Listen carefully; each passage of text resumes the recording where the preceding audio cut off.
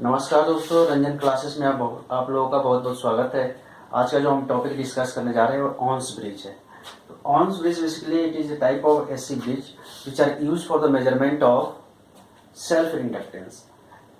अब देखिए Owen's bridge में जो मेजरमेंट ऑफ सेल्फ इंडक्टेंस हम जब करते हैं तो किसके रिस्पेक्ट करते हैं? स्टैंडर्ड कैपेसिटेंस के रिस्पेक्ट में करते हैं। देखिए Owen's bridge is a type of AC bridge which are use for the measurement of self inductance in terms of capacitance. In terms of capacitance में हम क्या करते हैं? इंडक्टेंस के वैल्यू को मेजर करते हैं। जो हमें अननोन इंडक्टेंस होता है उसको वैल्यू मेजर करते हैं इन टर्म्स ऑफ कैपेसिटेंस। अब देखिए ब्रिज है तो ब्रिज में जनरली क्या हो, 4 आर्म्स होंगे, एक डिटेक्टर होगा आपका और एसी ब्रिज है तो एसी पावर सप्लाई होगा। ठीक, तो अब देखिए this is a circuit diagram of Owen's bridge. अब देखिए इसमें क्या है आपका अननोन, ये जो साइड्स है इसको बोलते हैं अननोन इम्पीडेंस बोल लीजिए, अननोन इंडक्टेंस बोल लीजिए, कुछ ये हमारे लिए अननोन है। और बाकी 3 है Z2, Z3 एंड Z4 है, ये हमें नॉन इम्पीडेंसेस है। अब देखिए अननोन इम्पीडेंस का वैल्यू को हमें फाइंड आउट करना है किसके रिस्पेक्ट में? इन टर्म्स ऑफ नॉन इम्पीडेंस के टर्म्स में। यानी अब देखिए टर्मिनल हमने इसको लिखा है A B C and D। अब देखिए ए बी सी डी जो टर्मिनल है यानी इसको बोल लीजिए arm A B, B C, C D, D A बोल लीजिए, ए डी बोल लीजिए। अब जो आर्म ए बी है ये वाले आर्म की हम बात कर रहे हैं। आर्म ए बी में क्या है? Unknown inductance L x of effective resistance R x. जो एल एक्स है अननोन इंडक्टेंस है वो कनेक्टेड है किसके? ए बी टर्मिनल के बीच में, जिसका इफेक्टिव रेजिस्टेंस क्या आपका आर एक्स है। ठीक है, अब बात करते हैं आर्म बीसी का। अब आर्म बीसी क्या है? ये वाला टर्मिनल है बीसी देख रहे हैं, इसके बीच में क्या कनेक्टेड है आपका? नॉन इंडक्टिव रेजिस्टेंस है जो R3 कनेक्टेड है। ठीक है, अब बात करते हैं आर्म सीडी का। अब आर्म सीडी में देखिए क्या है? आर्म सीडी के क्रॉस क्या कनेक्टेड है? सीरीज कनेक्शन किसके? Capacitor C4। यानी आर्म सीडी के बीच में क्या कनेक्टेड है? फिक्स स्टैंडर्ड कैपेसिटर कनेक्टेड है जो जिसको हमने बोला है C4। अब नेक्स्ट आते हैं आर्म डीए बोल लीजिए या एडी बोल लीजिए। आर्म डीए और एडी के बीच में आप देख लीजिए क्या क्या कनेक्टेड है। एक आपका वेरिएबल रेजिस्टेंस दिख रहा है जिसका हमने बोला R2, और एक वेरिएबल कैपेसिटर बोर्ड दिख रहा है जो कनेक्टेड है किसके सीरीज में? R2 का, जिसे हमने बोला है C2। यानी variable non inductive resistance R4 connected in series, sorry R2 connected in series with variable standard capacitor C2। तो ये तो आपको सर्किट डायग्राम हो गया, इसके आर्म्स में क्या क्या कनेक्टेड है। अब देखिए जनरल ब्रिज बैलेंस इक्वेशन है वो क्या होता है आपका? General bridge balance equation, general bridge balance equation, जो जनरल ब्रिज बैलेंस इक्वेशन है चलिए क्या बोलते हैं? Z1 into Z4 equal to Z2 into Z3। यानी बेसिकली क्या होता है? The product of one pair of opposite terminal impedance is equal to the other pair of opposite terminal impedance. यानी ए बी टर्मिनल का opposite terminal क्या? C D, इन दोनों के impedance का प्रोडक्ट जो होगा वो किसके इक्वल होना चाहिए?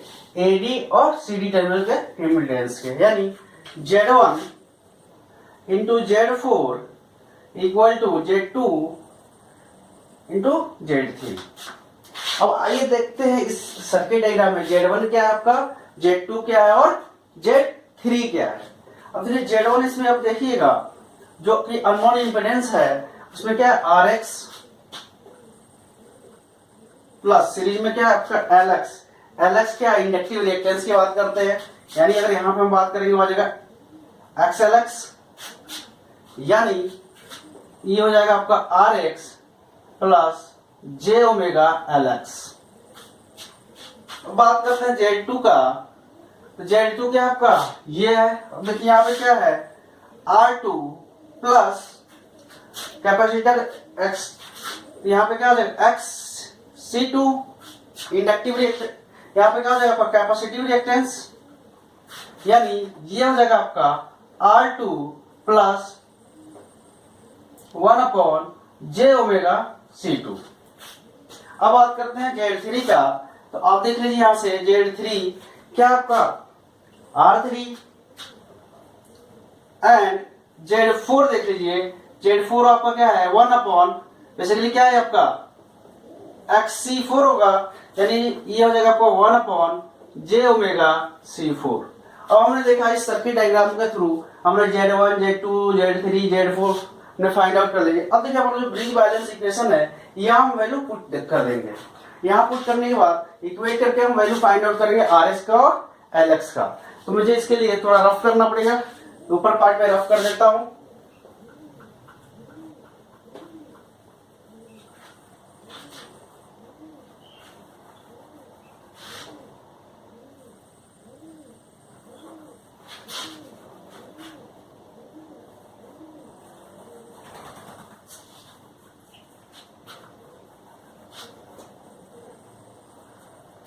अब देखिए यहां से आपका क्या है, Z1, Z2, 4 का वैल्यू इस वाले यहां से आप पुट कर दीजिए, और Z2 जनरली ले लीजिए इस इक्वेशन नंबर 1। अब इक्वेशन नंबर फर्स्ट में Z1, Z2, Z3 and Z4 का वैल्यू पुट करिएगा तो क्या होगा, देखिए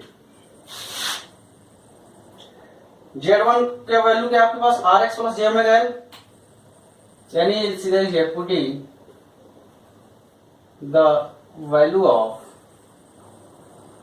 Z1, Z2, Z3 and Z4 in equation first, and we get, ठीक है, इक्वेशन फर्स्ट में आप पुट कर दीजिए। अब देखिए क्या मिलता है। अब Z1 क्या आपका RX plus J omega LX into Z4 1 upon J omega C4 equal to Z2 R2 plus 1 upon J omega C2 into क्या है आपका R3। अब देखिए, अब इसे सॉल्व करिए, ये हो जाएगा आपका RX plus J omega LX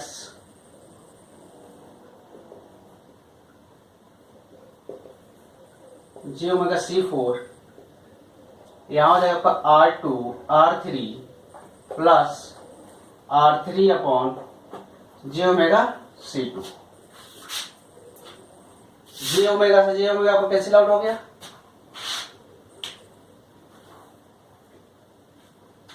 अब यहां आ गया आपका RX upon J omega C4 plus LX upon C4 plus R2 R3 equal to R2 R3 plus R3 upon J omega C2। अब देखिएगा इस इक्वेशन को, इसमें जो है ये जो पार्ट है आपका, यहाँ रियल पार्ट है, इस साइड में आपका रियल पार्ट है, ये पार्ट जो हमारा है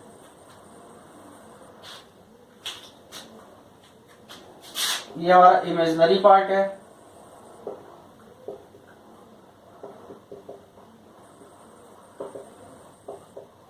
ठीक है, तो अब इस इक्वेशन से क्या करेंगे, इक्वेटिंग रियल और imaginary part from this equation, यानी इस इक्वेशन का आप नाम दे दीजिए इक्वेशन नंबर 2। इक्वेशन नंबर 2 यानी equating real and imaginary part from equation number 2 and we gate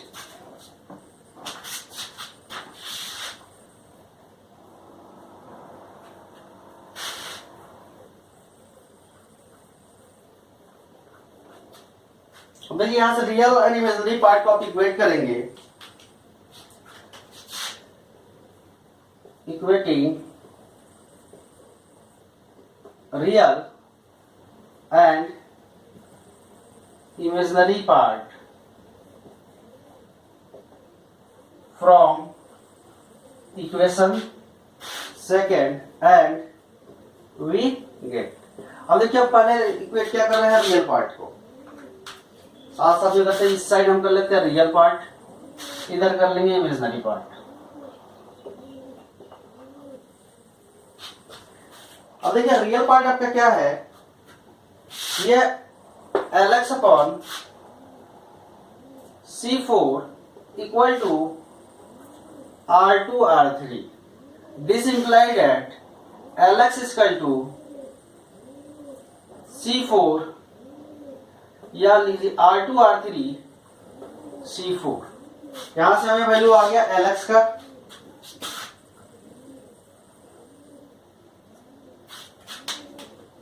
अब यहां कर लीजिए आप Rx upon j omega C4 equal to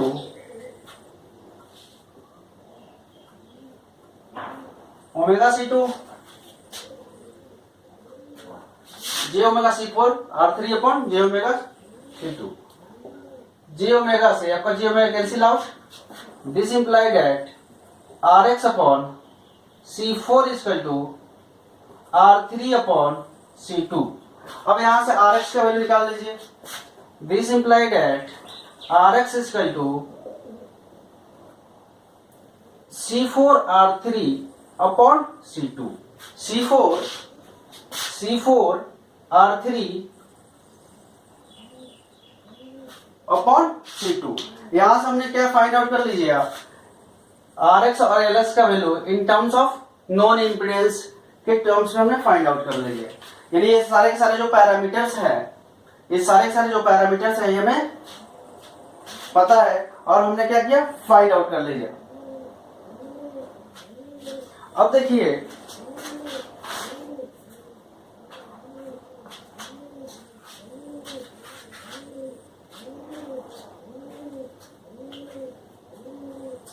अब जो अननोन इम्पीडेंस हमने पता है, अननोन इम्पीडेंस हमारे लिए क्या था, जो हमें अननोन इम्पीडेंस था वो क्या था आपका, Z1 is equal to Rx plus j omega Lx.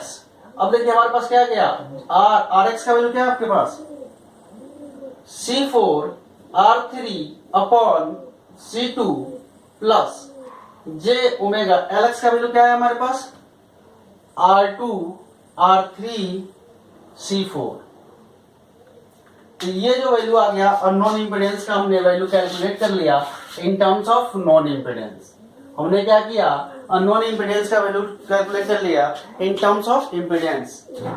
ठीक है, तो ये आपका हो गया डेरिवेशन पार्ट.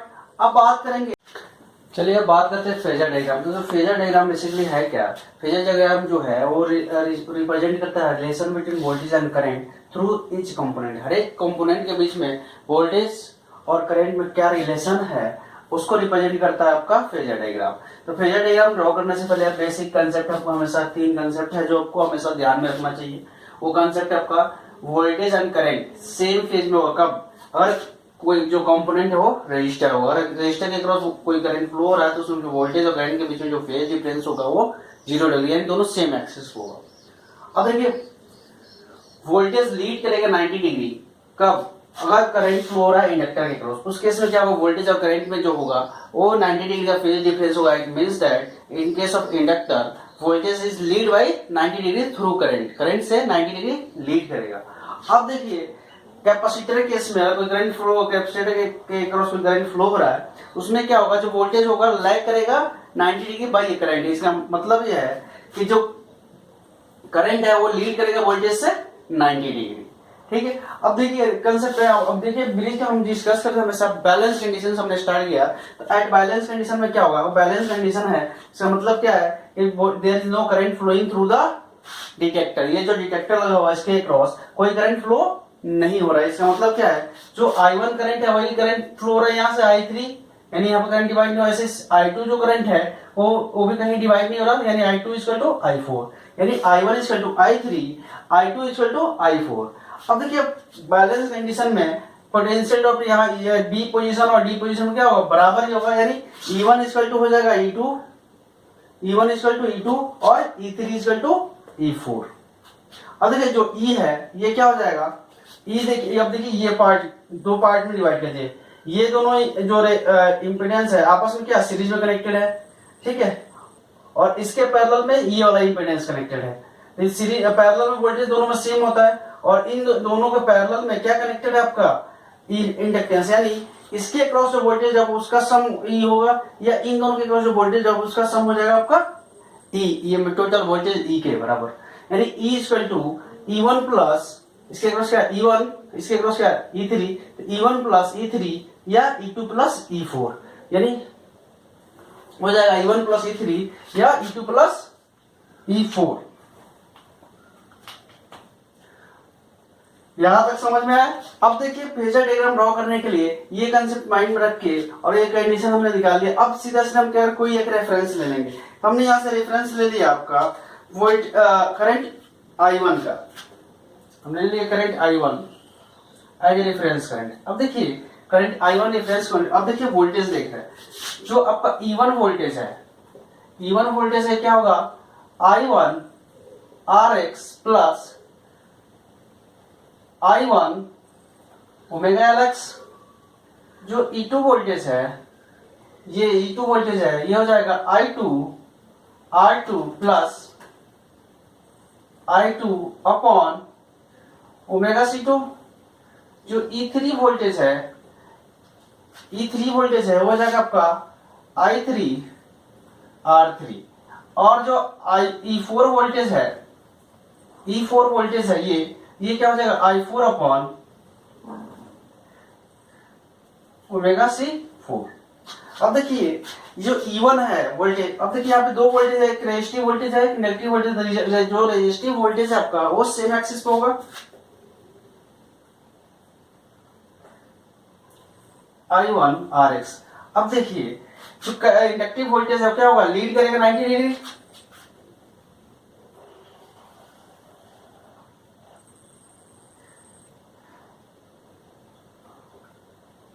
ये हो जाएगा आपका I1 ओमेगा LX। अब देखिए इन दोनों का जो रिजल्टेंट फेजर होगा वो रिप्रेजेंट करेगा क्या E1 वोल्टेज को। इन दोनों का जो रिजल्टेंट होगा वो रिप्रेजेंट करेगा आपका E1 वोल्टेज को।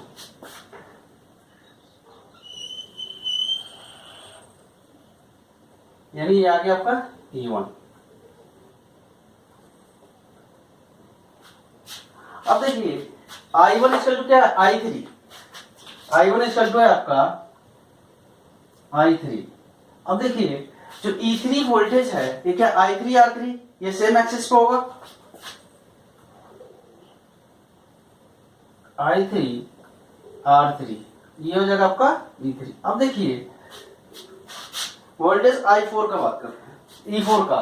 E4 क्या I4 अपॉन ओमेगा C4। अब देखिए कंडीशन क्या है E2 equal E3 equal to E4। अब E3 है यहाँ पे, E4 भी इक्वल टू इसके होगा क्या होगा I4 upon omega C4, I4 upon omega C4। अब देखिए जो अब ये जो I4 अपॉन ओमेगा C4 क्या है, कैपेसिटिव वोल्टेज है। तो कैपेसिटर के केस में क्या होता है, वोल्टेज लैग करता है 90 डिग्री करंट से, यानी करंट 90 डिग्री लीड करेगा, यानी I4 करंट है तो इस एक्सिस क्या होगा 90 डिग्री होगा। तो यहां ड्रॉ करते हैं करंट I4।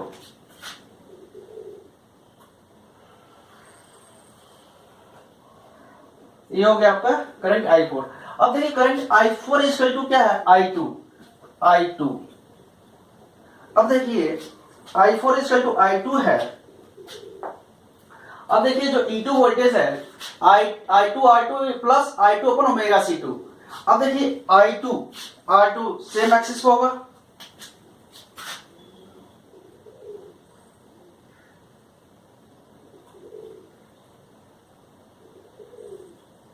I2 R2। अब देखिए ये करंट एक्सिस है, करंट से क्या होगा वोल्टेज लैग करेगा 90 डिग्री, इसके 90 डिग्री में कौन सा I2 अपन ओमेगा C2।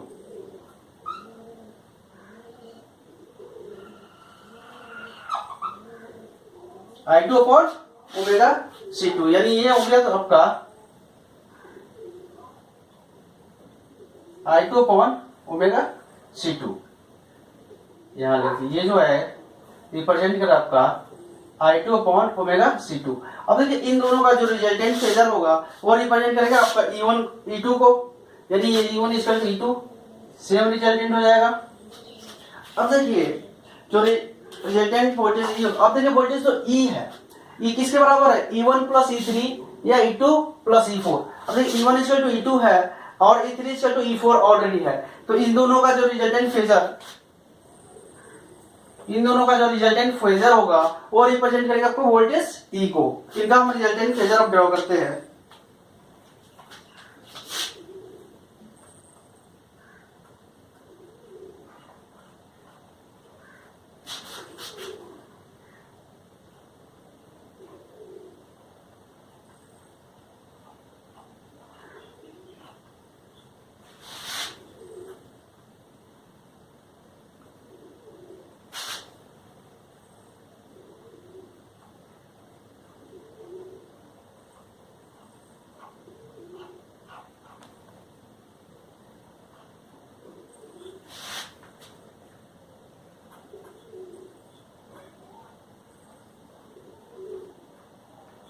ये जो रिजल्टेंट है वो रिप्रेजेंट करेगा आपको वोल्टेज ई को।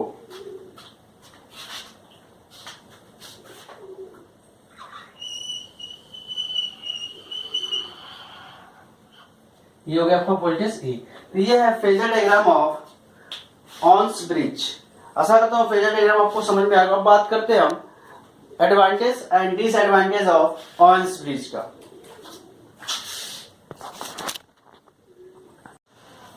देखिए एक्यूरेसी हमने अभी देखा, डेरिवेशन पार्ट किया, फिर हमने देखा phasor diagram of Owen's bridge. अब बात करते हैं एडवांटेज एंड डिसएडवांटेज में। अब एडवांटेज क्या है? पहला एडवांटेज है two balance equation are independent if R1 R2 and C2 are made variable. यानी दो इक्वेशन है जो इंडिपेंडेंट है एक दूसरे पे कि if R2 and C2 are variable, R2 and C2 variables है। अब देखिए दो इक्वेशन कौन कौन से? RX C4 R3 upon C2 और दूसरा equation LX R2 R3 C4। अब देखिए R2 C2 कब, अगर इस वाले इक्वेशन में आपका क्या है C2 इन्वॉल्व है या R2 इन्वॉल्व नहीं है, इस वाले इक्वेशन में LX क्या R2 इन्वॉल्व है या C2 इन्वॉल्व नहीं है। It means that two balance equation are independent if R2 and C2 are made variables. ठीक है। अब ये सेकंड एडवांटेज क्या है? Equation are simple and do not contain any frequency component. जो इक्वेशन है वो बहुत ही सिंपल है और इसमें कोई फ्रीक्वेंसी कंपोनेंट इन्वॉल्व नहीं है। अब जो थर्ड एडवांटेज है तो this bridge is used for the wide range measurement of inductance. इस ब्रिज का हम यूज करते हैं वाइड रेंज ऑफ मेजरमेंट के लिए, इंडक्टेंस के मेजरमेंट के लिए। यानी वाइड रेंज का मतलब लो टू हाई, मतलब काफी बड़ा रेंज होगा, उस ब्रिज के रेंज को ये क्या करेगा, मेजर कर सकता है इंडक्टेंस को। अब डिसएडवांटेज क्या है इस जो ये जो ब्रिज है इसका डिसएडवांटेज क्या है? यहाँ पे क्या है देखिए, वेरिएबल कैपेसिटर हम यूज करते हैं। जो वेरिएबल कैपेसिटर होता है काफी एक्सपेंसिव होता है, यानी it require a variable capacitor which is expensive. ये हमारे लिए एक्सपेंसिव हो गया, या आप बोल सकते हैं लिमिटेशन है किसका, ऑवेंस ब्रिज का। दूसरा इसका डिसएडवांटेज क्या है, जो इसका एक्यूरेसी है वो बहुत ही कम है, यानी नियर अबाउट क्या है 1% है, अबाउट 1% एक्यूरेसी है। तो this is a disadvantage of Owen's bridge. आशा करता हूँ आप लोगों को ये टॉपिक बहुत ही अच्छे तरीके से क्लियर हो गया। ऑवेंस ब्रिज, डेरिवेशन पार्ट भी, फेजर डायग्राम और एडवांटेज एंड डिसएडवांटेज भी। तो अगर आपको वीडियो अच्छा लगे तो दोस्तों इसको लाइक करो, शेयर करो और सब्सक्राइब करो। और किसी को कोई सजेशन देना हो या कुछ कोई अलग से टॉपिक आपको पढ़ना हो तो हम कमेंट बॉक्स में लिख सकते हैं, भेज सकते हैं। अगर आपको कोई एक्स्ट्रा जो टॉपिक है वो जो छूटा हो पढ़ना हो तो उसके लिए हम कोशिश करेंगे कि वीडियो बना के आपको डाल दें। तो आपसे यही रिक्वेस्ट है कि आपको अगर वीडियो पसंद आए तो चैनल को लाइक कीजिए, सब्सक्राइब कीजिए और चैनल को जितना हो सके उतना शेयर कीजिए। और कमेंट बॉक्स में आप अपना जो भी लिखना, सजेशन देना चाहे सजेशन दे सकते हैं। जो भी जैसे भी आप कुछ कंप्लेन है या कुछ भी रिगार्डिंग लेना चाहते हैं, सजेशन देना चाहते हैं या उसमें कुछ इम्प्रूवमेंट किया जाए या कैसे क्या करना है, तो आप कमेंट बॉक्स में बेझिझक जाके आप हमें बताइए, ताकि हम भी अपनी कमियों को पता चले और उस पर और ज्यादा से ज्यादा काम करके और आपके लिए और बेटर से बेटर वीडियो बना के आपको हम प्रोवाइड करा सके, ताकि आपका स्टडी जो हो और थ्रू आउट एक्यूरेसी अपनी स्टडी की बढ़ जाए। आज के लिए इतना ही। Thank you.